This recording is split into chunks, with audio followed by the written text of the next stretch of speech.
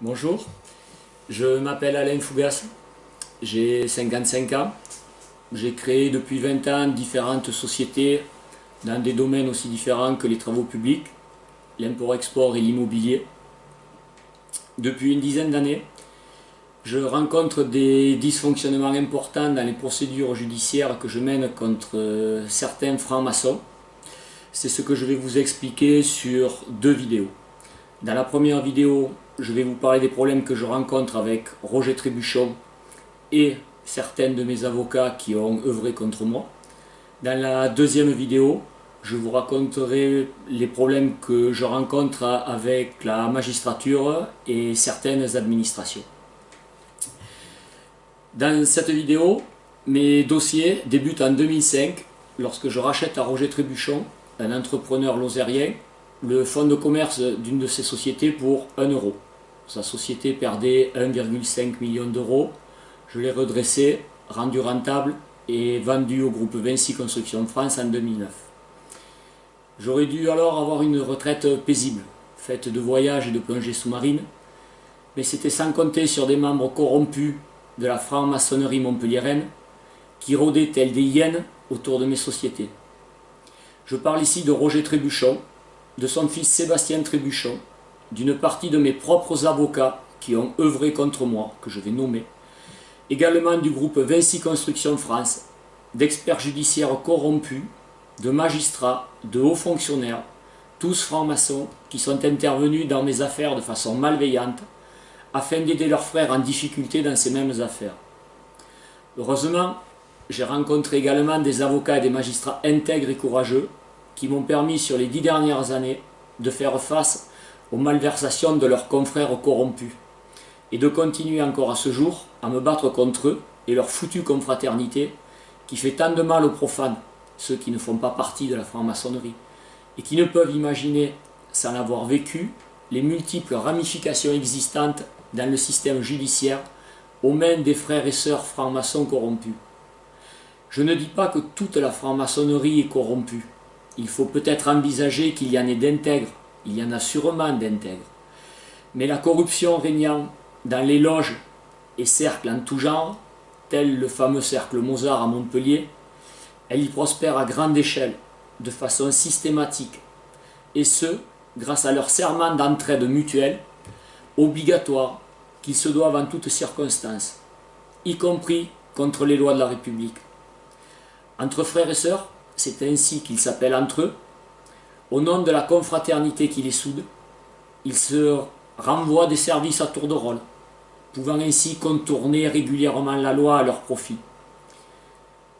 Je me suis rendu compte qu'une partie de mes propres avocats, censés me défendre, à savoir Michel Gouron, Sandy Rama-Andriera Rivello, son associé Arnaud Dubois, du cabinet R&D à Montpellier, le cabinet Charel à Montpellier, Patricia Pigeot et son associé Agnès Pompier, avocate à Béziers, étaient francs-maçons et avaient œuvré tous les 6 contre moi ces dernières années.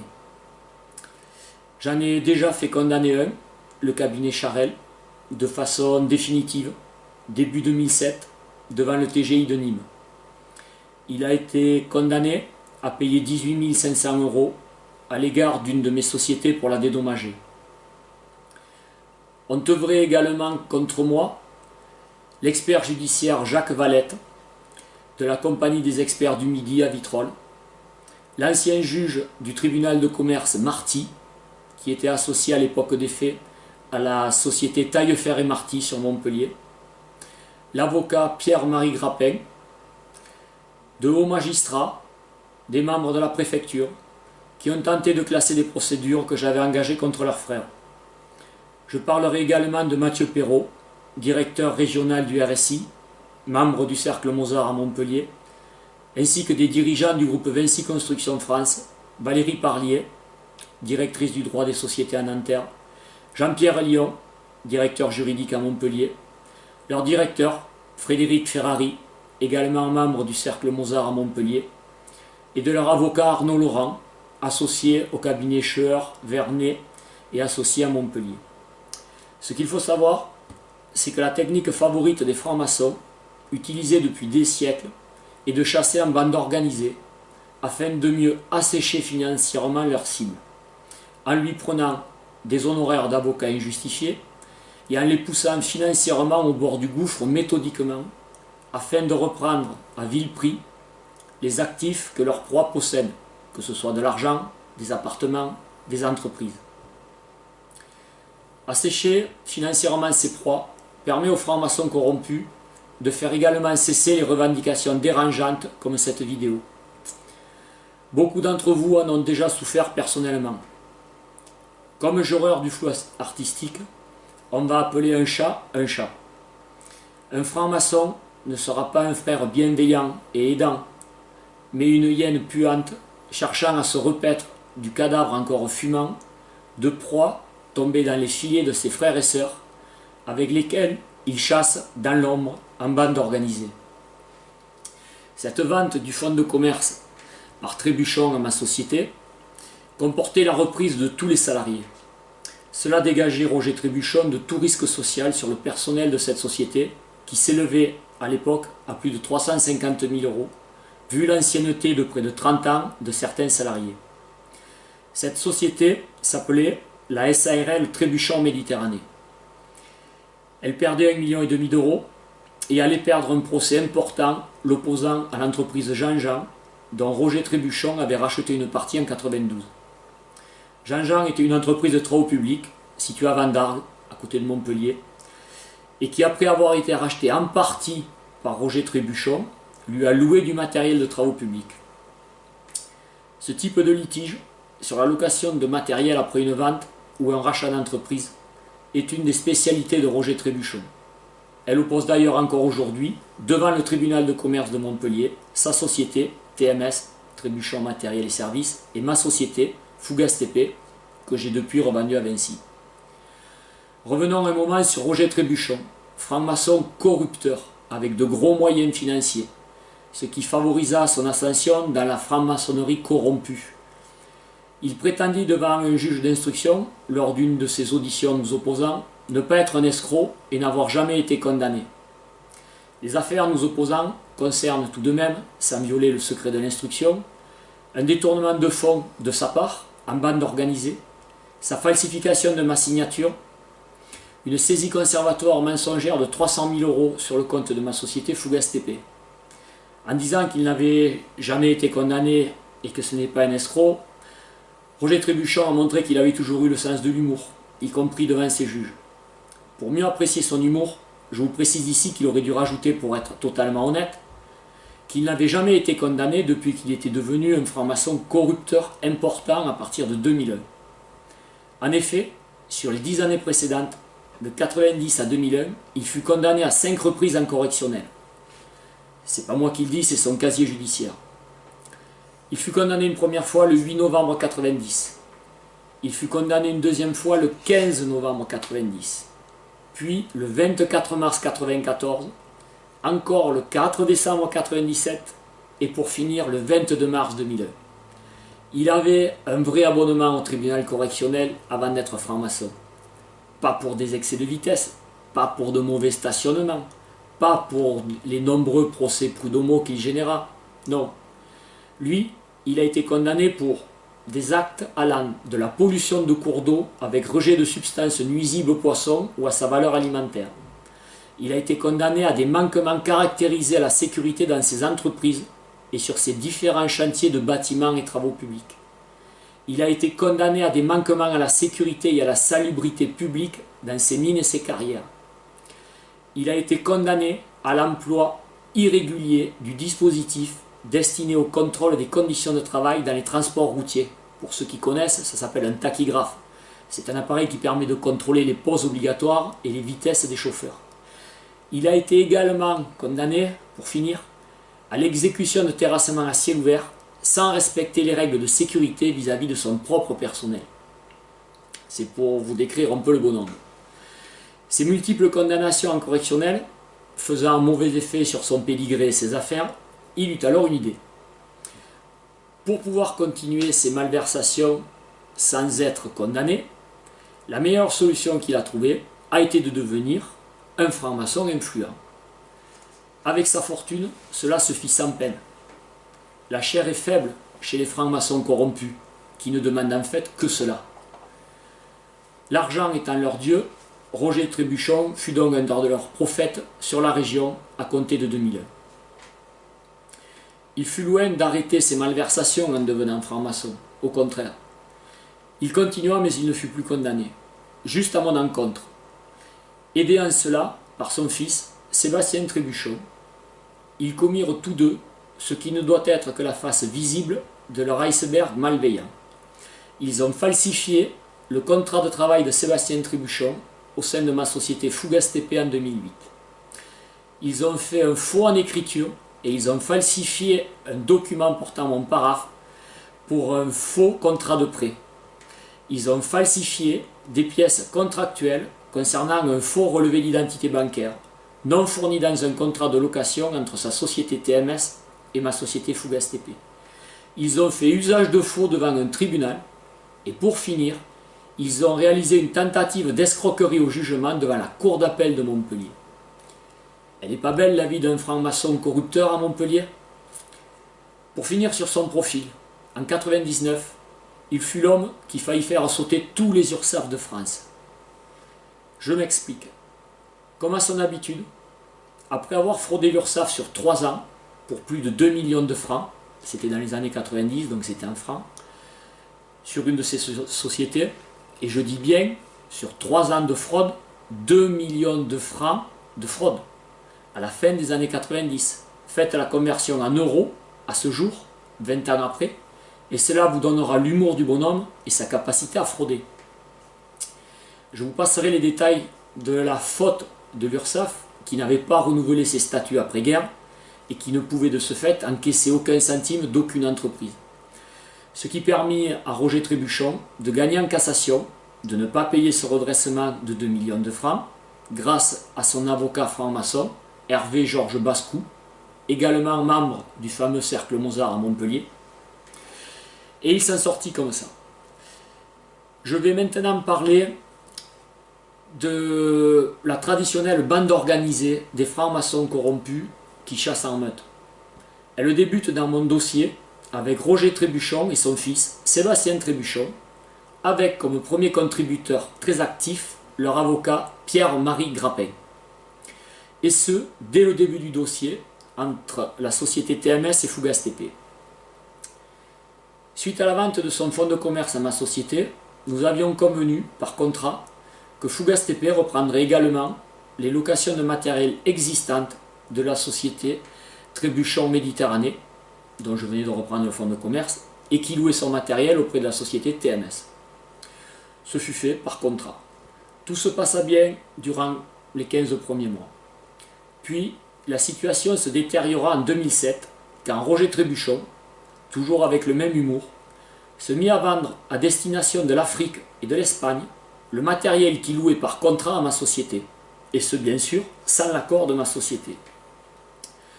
Vous comprendrez aisément que la disparition de plusieurs matériels vendus perturba très fortement le contrat de location entre les deux sociétés. Fougas TP ne pouvait plus réaliser ses chantiers sur Montpellier. Même sans être l'expert judiciaire Jacques Valette, franc-maçon corrompu par 42 000 € d'honoraires accordés et validés par le tribunal de commerce de Montpellier, tout le monde peut aisément comprendre qu'avec moins de matériel, on ne peut plus faire face. Pourtant, Jacques Valette, lui, l'expert judiciaire, payé pour le comprendre, n'y arriva pas en 7 ans. Alzheimer le guettant, il fit, lors de son expertise judiciaire, une double numérotation volontaire des différentes pièces de la procédure, les mêmes pièces, à 4 ans d'intervalle, il les a toutes numérotées de 2 façons différentes. Ça lui a permis de se vautrer lamentablement sur ce point lors du dépôt de son rapport définitif d'expertise judiciaire, dans lequel il a violé au passage, entre autres, le principe du contradictoire, en refusant le débat aux parties, afin de semer le trouble en faveur de son frère Roger Trébuchon. Tous ces déboires me sont arrivés car Sébastien Trébuchon, n'ayant jamais aimé les travaux publics, dit à son père en avril 2008 qu'il ne voulait plus travailler dans ce milieu-là. Aussitôt, les falsifications de documents commencèrent de leur part. Sébastien Trébuchon était le seul représentant local de TMS. S'il partait, TMS sur Montpellier ne pouvait plus remplir ses obligations contractuelles auprès de Fougas TP. Il leur fallait donc trouver un stratagème pour pallier à cela. Les Trébuchon père et fils, aidés par leur avocat Pierre-Marie Grappin, franc-maçon corrompu, imaginèrent alors un stratagème malveillant pour arrêter, au seul tort de Fougas TP, le contrat les liant. Mais pour cela, il fallait aller mentir à plusieurs juges, qu'à cela ne tienne. Forts qu'ils étaient de leur statut de franc-maçon, ils pouvaient compter sur tous leurs frères et sœurs dans le système judiciaire montpelliérain. Ils ne s'en privèrent pas, et comme ils disent entre eux, en reprenant et détournant le slogan des tribunes de foot, ici c'est Montpellier. Ça veut dire que ici, à Montpellier, on est chez nous, on fait ce qu'on veut. Donc, Sébastien Trébuchon commença par falsifier son contrat de travail dans Fougas TP. Il en était pourtant le directeur financier. Sa malversation fut évidemment découverte et il fut mis devant ses responsabilités par un rapport d'expertise graphologique d'une experte agréée auprès des tribunaux qui démontra imparablement ses falsifications de signature. Comme à son habitude, sa réaction fut courage fuyant. Il quitta immédiatement l'entreprise pour ne plus y revenir. Il venait de perdre la face devant tout le personnel de l'entreprise dont il avait été le représentant maladroit pour le compte de son père les années précédentes. Il s'enfuit donc lâchement, en prétextant un arrêt de travail pour raison médicale. Ça fait partie de son caractère. Il a du mal à assumer ses actes.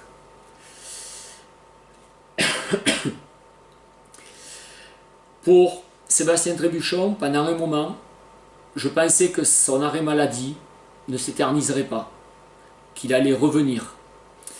Donc, le premier mois, je n'ai pas envoyé le règlement d'échec. C'est quand j'ai compris qu'il ne reviendrait jamais dans l'entreprise, au bout de 3 semaines, que j'ai commencé à faire partir des recommandés avec accusé de réception. Pourquoi? Tant qu'il était là, chaque mois, avant son départ, je lui remettais en main propre le chèque mensuel de la location de matériel entre TMS et Fougas TP. Ce chèque, il le remplissait de sa main et me le faisait signer. Il était mon directeur financier. Il le récupérait et il allait le porter à la banque à l'encaissement.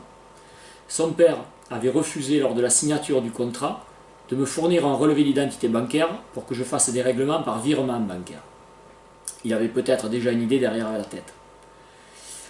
Comme je vous le disais, pensant que l'absence de Sébastien Trébuchon serait de courte durée, j'attendis quelques semaines son retour. Puis ayant appris qu'il revenait de temps en temps en parfaite santé, mais furtivement dans l'entreprise entre midi et 2, afin de ne pas me croiser et éviter quiconque aurait pu lui remettre les chèques en paiement des locations de matériel, je compris qu'il ne reviendrait plus officiellement y travailler. Et à partir de là, pendant 3 mois, j'ai envoyé 8 courriers recommandés avec accusés de réception différents. Dans ces 8 courriers, il y a eu 4 chèques en paiement des locations mensuelles de matériel, et ce pour plus de 132 000 €. Il y a eu également 4 réponses très détaillées répondant à leur mise en demeure fantaisiste de régler les soi-disant locations impayées par Fougas TP, qui dormait à ce moment-là dans la propre boîte aux lettres de TMS, qui refusait volontairement de retirer ses courriers, et qui me revinrent. Ce fut ma chance. Je les fis ouvrir par un huissier, qui en fit un constat de 36 pages avec photos. Photos des chèques pour 132 000 €, photos des contestations de la mise en demeure mensongère qu'il m'avait adressée. Comprenez bien leur stratagème. TMS ne retirait pas les 4 chèques lui réglant les 4 mois de location de matériel, et simultanément, son avocat, Pierre-Marie Grappin, un bon avocat franc-maçon corrompu, allait mentir à un juge du tribunal de commerce pour obtenir une saisie conservatoire mensongère de 300 000 € sur le compte bancaire de Fougas TP. C'est le début de leur bande organisée qui va ensuite très vite grossir. Pierre-Marie Grappin, franc-maçon, solidaire de ses clients francs-maçons, leur indiqua également qu'il s'occuperait ensuite sans problème des juges afin que ces derniers regardent de façon bienveillante ce superbe mensonge, cette superbe arnaque franc-maçon qu'ils venaient tous trois de créer de toutes pièces. Le suivant à rejoindre la bande organisée fut le juge du tribunal de commerce de Montpellier, qui, sous la pression de Pierre-Marie Grappin, évidemment sans consulter Fougas-TP, accorda injustement à TMS une saisie conservatoire abusive de 300 000 euros, ce qui lui permit de faire bloquer les comptes de Fougas-TP à la Société Générale pour plus de 300 000 euros le 11 septembre 2008. Imaginez vous voir bloquer votre compte bancaire le jour du règlement mensuel de tous les fournisseurs. Je payais alors le 10 du mois. Le 11 était la pire date pour moi. Tous les chèques et virements étaient déjà partis dans la nature pour près de 200 000 euros. J'ai réussi à surmonter cela. À partir de là, chose que ni Pierre-Marie Grappin ni Roger Trébuchon n'avaient envisagé, leur plan capota, car je n'étais pas financièrement asséché comme ils l'avaient espéré. Je pus donc continuer à me battre et à réagir. Je devins alors le petit grain de sable qui vous parle encore, 8 ans après leur malversation. Notre procès n'est pas fini, ils font tout pour le bloquer. Mais j'existe encore et je me bats pour le faire arriver à bon port. Eux, en bons francs-maçons corrompus, ils pensaient pourtant avoir appliqué la bonne vieille méthode habituelle. Avec cette saisie conservatoire abusive, ils avaient pensé m'assécher financièrement. Mal leur en prit, funeste erreur. Comme l'écrivit Sun Tzu il y a 2000 ans, dans son recueil L'Art de la guerre, il explique que sous-estimer son adversaire est la pire des fautes à commettre, car elle peut être fatale. Dans l'astrologie chinoise, mon signe est le tigre. C'est un animal fascinant par bien des aspects. Je leur laisse méditer le proverbe que j'ai légèrement modifié pour coller à notre situation. Je m'inspire d'une pensée d'Hubert van den Toren. Les braconniers francs-maçons corrompus, qui tirent et ratent le tigre, deviennent à leur tour sa proie. Le chasseur a changé de camp. C'est ici qu'entre en jeu mon premier avocat, Michel Gouron, franc-maçon corrompu et affairiste, qui, je l'apprendrai récemment, avait déjà à l'époque plusieurs casseroles attachées à ses pieds sur des affaires immobilières peu glorieuses concernant ses bureaux et ses appartements dans Montpellier. Affaires dans lesquelles il avait été inquiété en tant qu'avocat, mais dans lesquelles, en tant que franc-maçon corrompu, il avait bien entendu pu bénéficier du soutien de toute la bande organisée montpelliéraine. Et de ce fait, il n'avait pas été sanctionné en tant qu'avocat. Elle n'est pas belle la vie des avocats francs-maçons corrompus à Montpellier? C'est ce même Michel Gouron, dont je déconseille fortement à quiconque qui n'est pas franc-maçon de le prendre comme avocat, sauf à vouloir servir de monnaie d'échange entre frères et sœurs et vouloir jouer à la roulette russe avec le devenir de vos dossiers. Je parle par expérience.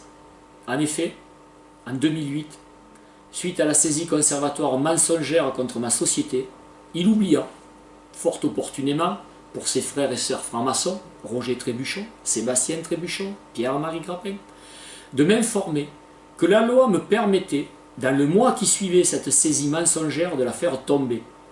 Il aurait suffi pour cela que j'aille devant le GEX, le juge de l'exécution. J'aurais pu le faire sans problème, grâce aux 4 chèques revenus dans les 8 recommandés avec accusé de réception, non retirés par TMS, et dont l'huissier avait fait un constat sur 36 pages. J'aurais pu faire annuler toute la saisie conservatoire et de ce fait vendre, un an plus tard, mon entreprise au double du prix payé par Vinci Construction France en 2009. Mais Gérard Maurice, dirigeant régional de Vinci Construction France sur Montpellier, était lui le franc-maçon le plus influent de toute la région. Il dirigeait la loge la plus importante, celle du BTP, celle qui gérait le plus d'argent. Heureusement pour moi, plusieurs concours de circonstances se succédant, Pierre-Marie Grappin dut reculer et lâcha prise à l'été 2009. Il se dessaisit du dossier. Le courage ne caractérise pas individuellement ces gens-là. Vinci Construction France me racheta Fougas-TP le 26 octobre 2009. Le livre que je suis en train de préparer vous donnera tous les détails un peu rocambolesques de cette période où, comme dans le film Le Dîner de cons, à l'arrivée, le con de cette histoire ne fut pas celui que l'on croit. Pour en revenir à mon avocat Michel Gouron, s'il avait été un avocat honnête et loyal envers moi, j'aurais pu vendre ma société en 2009 au double du prix payé par Vinci Construction France. Cela représente plusieurs centaines de milliers d'euros. Cette saisie conservatoire de 300 000 euros, toujours existante dans la vente avec le procès en cours, plomba de 50% le prix de la vente. C'est normal, on ne sait pas ce que ça va donner. De plus, je me serais épargné depuis 2008 des dizaines de milliers d'euros d'avocats véreux. Je dis bien d'avocats véreux. J'aurais pu parfaitement vivre ma vie de quasi-retraité tranquillement. Au jour d'aujourd'hui, ça fait 8 ans que je suis dans les procès. Mais je suis têtu et rancunier. Quand on cherche à me nuire intentionnellement comme ici, j'applique l'adage qui dit « Une dette de sang ne sèche jamais ». L'argent, c'est mon sang. Quelqu'un paiera obligatoirement cette addition. J'ai donc commis l'erreur de faire confiance au franc-maçon corrompu Michel Gouron. Mais, l'ayant appris récemment, la prescription quinquennale contre un avocat ne se termine qu'à l'échéance de sa relation avec le client. Je l'ai révoqué en juin 2014. Je devrais toujours être dans les délais pour retourner rapidement, lui tirer la manche, ainsi qu'à mes autres avocats francs-maçons corrompus qui eux ont commis d'autres fautes, comme j'en parlerai plus tard. Ces avocats sont Sandy Ramandria Rivello, Arnaud Dubois, le cabinet Charel, Patricia Pigeot, Agnès Pompier. Voilà comment mon avocat, Michel Gouron, non content de me prendre des honoraires en œuvrant contre moi, rendit en plus service aux 2 francs-maçons les plus influents de la place, Pierre-Marie Grappin, qui s'occupait du dossier à l'époque, et Gérard Maurice, en suivant le principe bien connu du 3e franc-maçon le plus influent, Michel Fromont, fondateur et président aujourd'hui du fameux cercle Mozart à Montpellier, dont la célèbre maxime, tristement célèbre, « Un service, cela se renvoie », fit tant de tort ces 30 dernières années à tant de personnes étrangères à la franc-maçonnerie sur Montpellier. Réfléchissez bien avant de prendre un de ces avocats comme conseil. Ils ont tous, en tant que francs-maçons, des pratiques similaires. Pierre-Marie Grappin, je vais vous en donner un exemple, premier avocat de TMS, se permit, lors de sa première plaidoirie en 2009 pour TMS contre Fougas TP, de corrompre ouvertement, devant toute la salle d'audience, en ma présence, le président du tribunal, devant statuer sur ce dossier. À l'époque, ce juge du tribunal de commerce s'appelait Marty. Il était l'associé dans l'entreprise Taillefer et Marty, qui vendait et entretenait des camions sur Montpellier, et dont Roger Trébuchon était client. Marty aurait dû se retirer de ce dossier, mais la déontologie n'y touche pas à ces gens-là. Il resta juge sur ce dossier et rejoint immédiatement la bande organisée corrompue pour mieux vivre. Ce jour-là, début 2009, lors de l'audience devant Marty, Pierre-Marie Grappin m'appela durant toute l'audience Fougerousse, toute la plaidoirie. Il aimait se moquer des petites gens, c'était son style, tant mieux. J'aime bien à présent lui rendre l'appareil. Pierre-Marie Grappin, ulcéré de ne pas avoir d'arguments valables pour défendre son client TMS, et ne supportant plus mon regard inquisiteur sur sa personne durant toute sa plaidoirie, perdit les pédales. Je garde de lui, à cet instant, gravé à tout jamais dans ma mémoire, une image très porcine.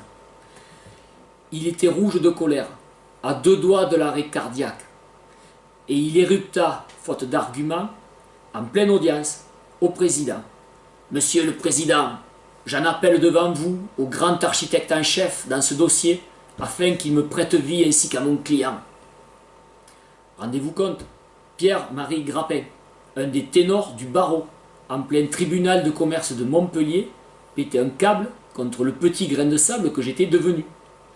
Il venait devant des dizaines de profanes présents dans la salle, avocats et entreprises, dire au président Marty, « Monsieur le Président, au nom de ce qu'il y a de plus grand pour nous les francs-maçons, je vous rappelle notre serment qui nous lie. Vous êtes franc-maçon, je suis franc-maçon, mon client Trébuchon est franc-maçon, alors baisons joyeusement ensemble ce profane de Fougeroux, ce Fougas TP.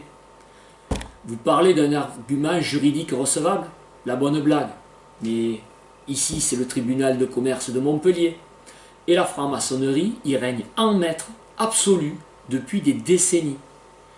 Les francs-maçons influents comme Pierre-Marie Grappin n'ont même pas à faire semblant. Ils font très exactement ce qu'ils veulent, sans s'embarrasser ni du juge, ni des autres avocats, qui ne sont pas tous francs-maçons, ni des pecnos, comme moi, dans la salle, qui assistent à leur procès, pour essayer de comprendre comment autant d'erreurs judiciaires peuvent être commises. Or, ce ne sont pas des erreurs judiciaires qui sont commises. Ce sont bel et bien des malversations assumées, volontaires, par des francs-maçons corrompus qui agissent en bande organisée.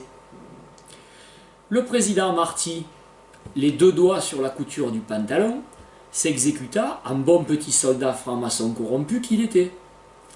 Le même Marty, qui soit dit en passant, sera quelque temps après exfiltré du tribunal de commerce de Montpellier pour avoir mal jugé un dossier sur le club de rugby local. Cela déplut à d'autres personnes plus influentes qui le firent savoir. Il avait favorisé à nouveau des clients qui lui achetaient des camions. C'est dommage, c'était une habitude. On est toujours le con de quelqu'un.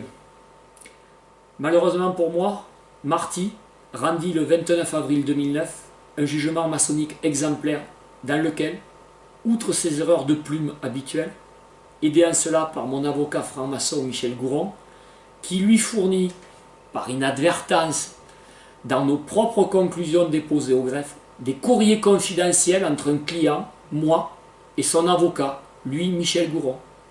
Ce qui permit au juge Marty de sortir très facilement une phrase de son contexte de ses courriers en faveur de TMS pour essayer de justifier bêtement son jugement.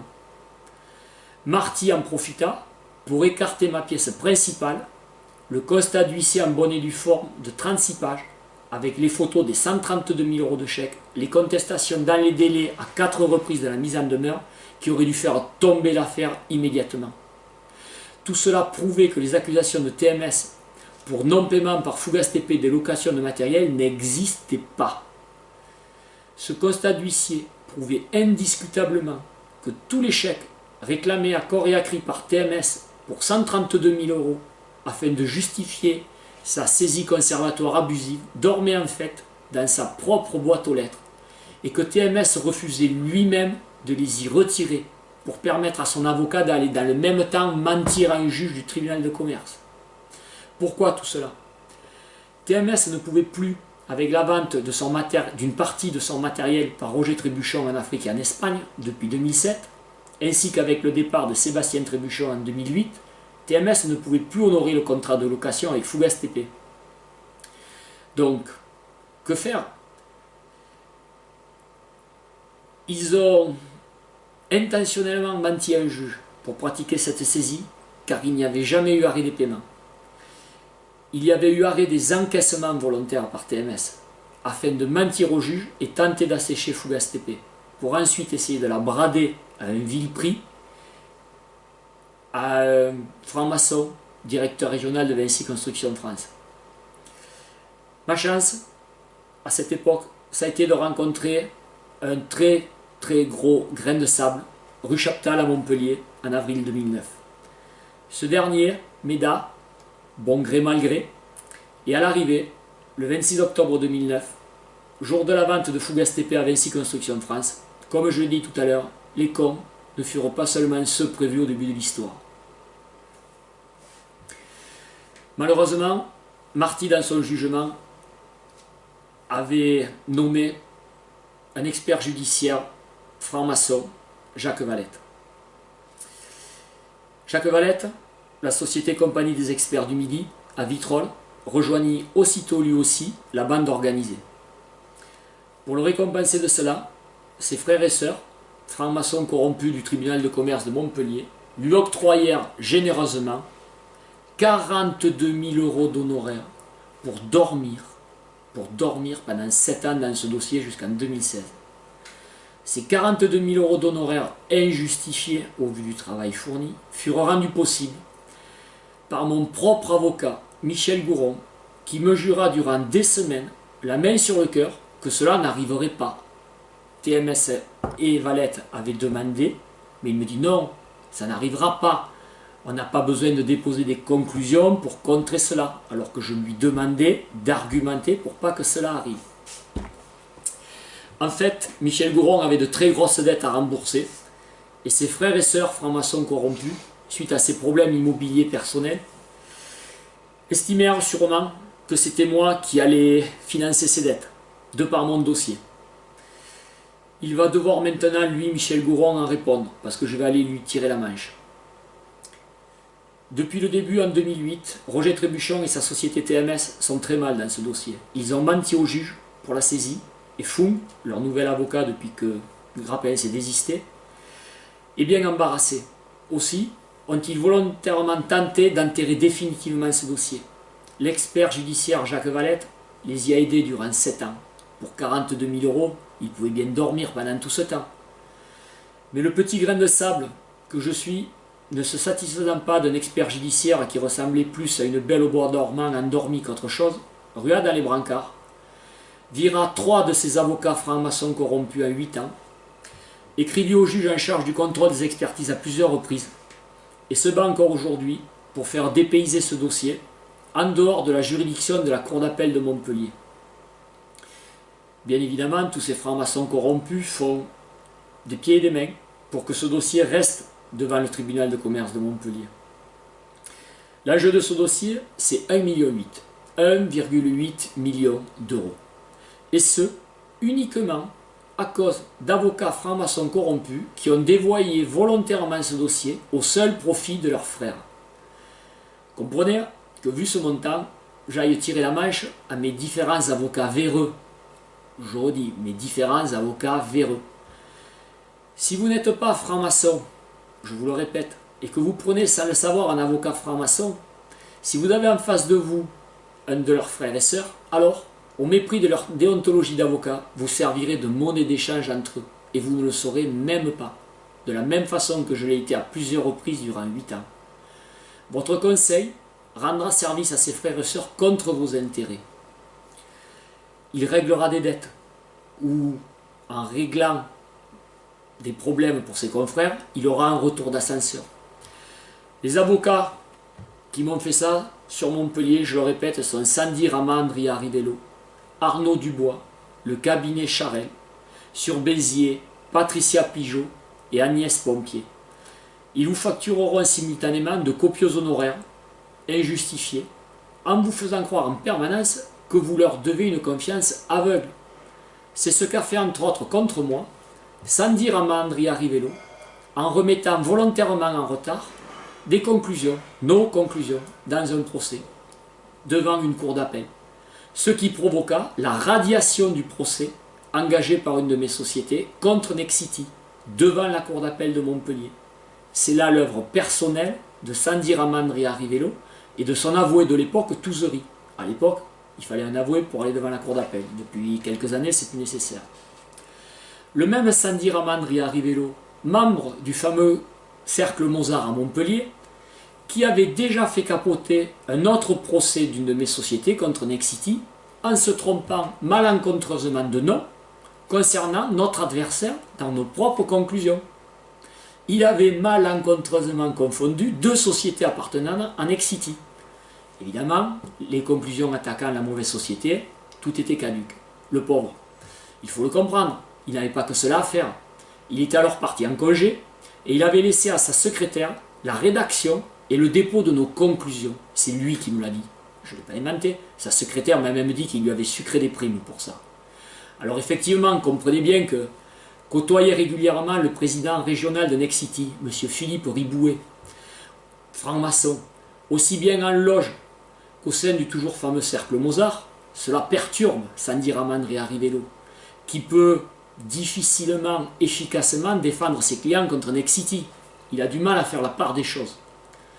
Actuellement, son cabinet est censé gérer depuis des années une procédure contre Nexity, une autre, dans une résidence étudiante à Montpellier, où je suis président du conseil syndical.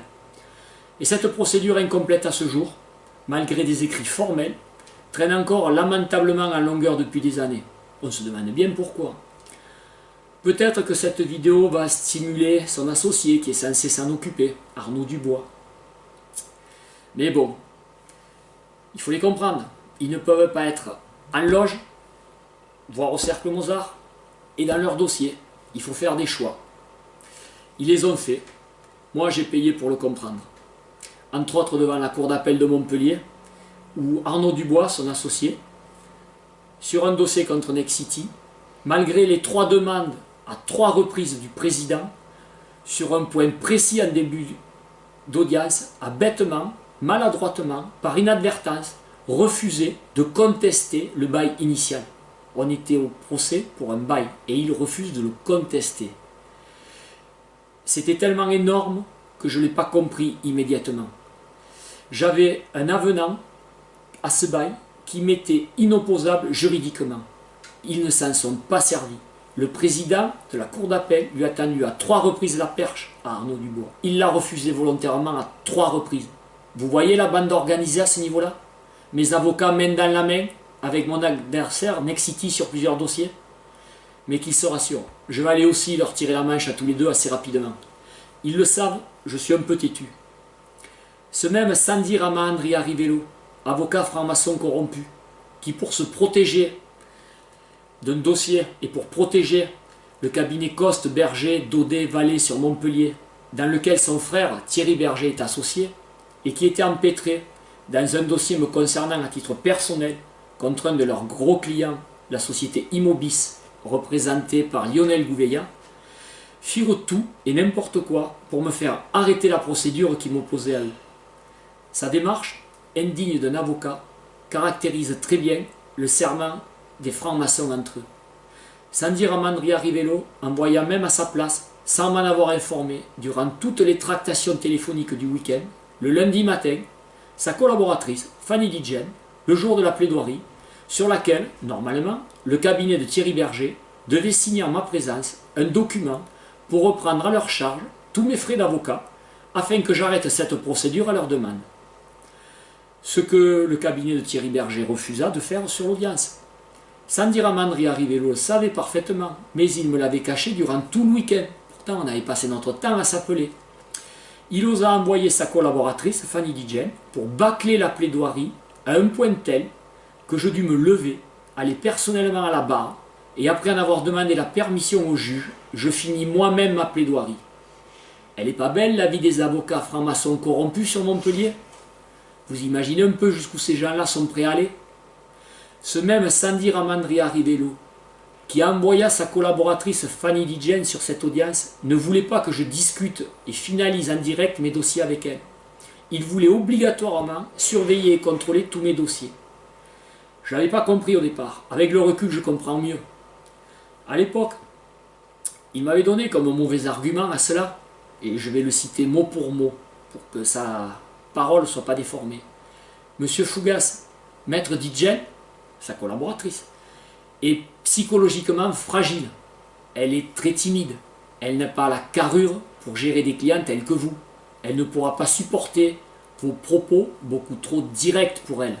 Vous êtes trop brut de décoffrage. Le beau misogyne que voilà. Ou plutôt le beau menteur que voilà. Car c'est bien pour cette raison que je l'ai révoqué, lui, Sandy Rama-Andria Rivello, fin 2014. J'ai des écrits à l'appui de tout ce que je dis ici. Et pour preuve supplémentaire de sa fourberie, Fanny Dijen, malgré ce qu'en pensait en mal et m'en disait en mal d'elle Sandy Rama-Andria Rivello, deviendra quelques semaines plus tard l'associé de ce même Rama-Andria Rivello et Arnaud Dubois au sein de leur cabinet. Une personne qui était censée être psychologiquement fragile est devenue l'associé de ces deux francs-maçons corrompus. Et vous voulez faire confiance à ce type d'avocat? Réfléchissez-y à 2 fois avant de le faire. Quand vous perdrez un procès, si vous prenez ce genre d'avocat, ou que vous ferez bloquer abusivement vos comptes, comme cela m'est arrivé à cause de certains de mes avocats, ils vous diront alors la bouche en cœur, comme l'a fait avec moi Patricia Pigeot, mon ex-avocate sur Béziers. Mais monsieur Fougas, comment voulez-vous que je sois dans la tête du juge? Comment voulez-vous que je sois dans la tête de la partie adverse? La pauvre. Elle n'eut aucune honte à me prendre pour un con avec ce type d'argument. Mais n'étant pas dupe, je lui ai répondu, « Maître, ne me la faites pas à l'envers. Je ne vous payais pas pour être dans la tête du juge ou dans la tête de la partie adverse. Je vous payais pour me dire ce que dit la loi concernant mes dossiers. Je vous payais pour m'expliquer les articles de loi concernant mon dossier en cours de procédure. Ce que vous avez toujours refusé de faire sous différentes formes, soit en oubliant de répondre à mes mails, qui comportaient pourtant des questions précises, soit en oubliant des réponses, quand il y avait plusieurs questions, vous ne répondez qu'à celle qui vous arrangeait, soit en répondant de façon incomplète à des questions, et à chaque fois pour me dire « Oui, mais vous comprenez, j'ai pas trop le temps, j'ai un emploi du temps qui est surchargé, j'ai des pannes informatiques, je suis en congé, j'ai un surcroît d'activité. » Et quand vous m'avez répondu en bonne et due forme à certaines questions, c'était de manière incomplète et faussée. Je ne vous payais pas pour œuvrer contre moi avec de mauvais arguments qui ne tiennent pas la route. J'ai gardé une copie de tous nos échanges mails. Tous nos échanges mails, comme avec tous vos confrères précédemment cités. Ça fait quelques classeurs, mais c'est nécessaire. De ce fait, Patricia Pigeot, j'attends toujours, à ce jour, le remboursement d'une partie de vos honoraires, tel que vous l'avez accepté verbalement lors de notre dernier entretien, le 11 juillet, dans votre bureau, et tel que vous me l'avez confirmé par écrit le 12 juillet dernier. Je n'attendrai pas indéfiniment ce montant équitable pour les deux parties que je vous ai laissé définir librement. Par contre, si à présent, comme le dit si bien Jean-Luc Mélenchon, votre pudeur de gazelle vous empêchez de définir ce montant équitable pour les deux parties, c'est devant la justice que nous le ferons définir, comme pour votre frère du cabinet Charel à Montpellier. On évitera votre sœur bâtonnière à Béziers, comme vous avez essayé de me le faire avaler dernièrement. Vous qui regardez et entendez cette vidéo, vous retrouverez ces mêmes fausses excuses chez tous les avocats francs-maçons corrompus, qui disent également « Mais monsieur Fougas, pourquoi vous rouspétez maintenant? Vous avez validé toutes les conclusions, donc vous les avez toutes acceptées. » Mais vous pourrez leur répondre comme moi « Mais maître, qui de nous deux est le professionnel du droit? Qui a fait 7 ans ou 9 ans d'études? Qui encaisse l'argent en facturant des honoraires à son client? Qui, en théorie, est payé pour bien le conseiller? Qui est payé pour ne pas œuvrer contre lui? Mettez-y des réponses. J'attends d'ailleurs, je le reprécise à plusieurs, le remboursement partiel de vos honoraires. Car le seul travail colossal qui fut fait par vos soins, colossal est le mot utilisé par Patricia Pigeot, c'est le travail que vous avez réalisé pour me baiser dans différentes procédures. Lorsque vous avez refusé, Patricia Pigeot, entre autres, durant des semaines, d'activer les mises en cause que je vous imposais à l'égard de vos confrères Fidal et du cabinet Raymond à Montpellier, pour les mettre dans la cause en tant que rédacteur de l'acte nul, générant les 1,8 million d'euros du problème de TMS. C'est eux les professionnels du droit, ce n'est pas moi. Et c'est avec ce type d'arguments mensongers, orientés pour me tromper. C'est la seule chose qui fut colossale avec vos honoraires chez vous. Relisez tous mes mails, ils sont accablants sur ce point, à votre rencontre et à l'encontre de vos confrères. Je les ressortirai si vous les avez oubliés. Voilà une partie des rapports que j'ai eus avec certains de mes avocats. Ils usent tous des mêmes stratagèmes. À l'arrivée, le seul résultat qui compte, c'est qu'ils rendent service à leurs frères et sœurs. Je vais arrêter ici les exemples de ce type. Mais je prépare un livre qui les relatera tous dans les détails. Ce livre racontera les 10 dernières années de procédure contre Vinci Construction France, la BNP, la préfecture, la mairie de Moguio, Nexity. Je vous en parle dans ma deuxième vidéo. Ainsi que ma période dans les travaux publics sur Montpellier. Le livre relatera les conditions rocambolesques du rachat du fonds de commerce à Roger Trébuchon en décembre 2005 et la vente de Fougas TP à Vinci Construction France en octobre 2009. Pour en finir avec les avocats véreux, il y a quand même une très bonne nouvelle. Cette très bonne nouvelle, c'est que la Cour de cassation vient d'autoriser, dans un arrêt retentissant, elle a autorisé les notations d'avocats à partir du 11 mai 2017. La référence de cet arrêt, c'est le numéro 16-13669 CNB-C/jury système. Vous avez bien entendu, les avocats depuis mai 2017 peuvent être notés. C'est la Cour de cassation qui vient de le valider. Cela va révolutionner les rapports frigides entre les avocats francs-maçons corrompus et leurs clients qu'ils traitent comme des vaches à lait. Comme l'écrivit Éric Blair, plus connu sous le pseudonyme littéraire de George Orwell, dans son livre 1984, je le cite, « À une époque de supercherie universelle, dire la vérité est un acte révolutionnaire. Vous qui m'écoutez, faites avec moi cette révolution. Notez vos avocats, en bien quand ils le sont, et ça arrive, en mal quand ils le sont, et ça arrive. Encore une fois, heureusement pour moi, sur la même période, j'ai eu des avocats honnêtes. J'ai rencontré des magistrats intègres qui ont très bien fait leur travail et m'ont sauvé professionnellement et même personnellement, vu les montants, durant toutes ces années. Ils méritent ici toute ma reconnaissance. Mais cette vidéo étant axée sur la corruption franc-maçonne chez leurs confrères, je ne les y citerai pas afin de ne pas créer d'ambiguïté.